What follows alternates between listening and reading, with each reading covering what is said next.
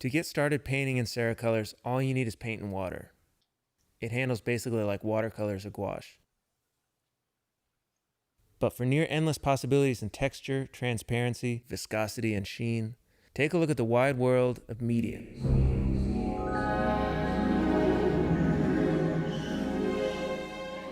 Think of Ceracolor mediums like paint without the pigment. They're made of the same waxy stuff and can be added to any color in any quantity. First of all mediums can be used to extend paint.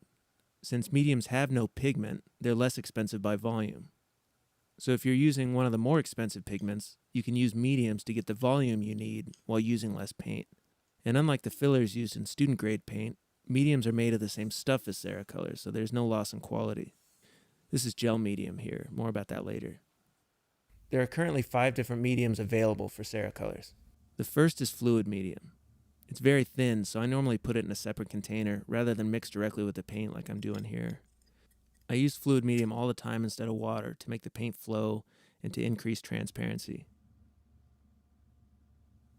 It tends to level out, leaving few visible brushstrokes. Compared to water, you can see how crisp and clean the medium is, where the water tends to bleed. Next is gel medium, heavy body. It's much thicker than fluid medium. You can pour it out or use a palette knife.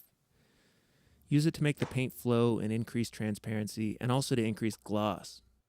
When mixed with paint, it retains a heavy body, but you won't get any crisp peaks with this medium. It can be used for glazing thin layers or building up into thicker layers. Unlike the fluid medium, which levels out, gel medium retains brush strokes.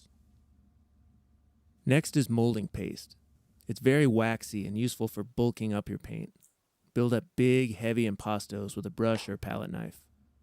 You can add a lot of medium before the paint begins to get slightly lighter in appearance. Check out those stalagmites. Molding paste is thick and sculptural, and every mark will dry just as you made it. A quick note, whenever using supplies out of a jar or a can, it's best to take an even layer off the top rather than stab into the middle, which can let in oxygen and dry out the whole container. I learned this the hard way with printmaking ink. Don't gouge your mediums. Next is light molding paste, which is much fluffier than the heavy paste. There's a toothy grittiness due to the presence of ceramic microspheres.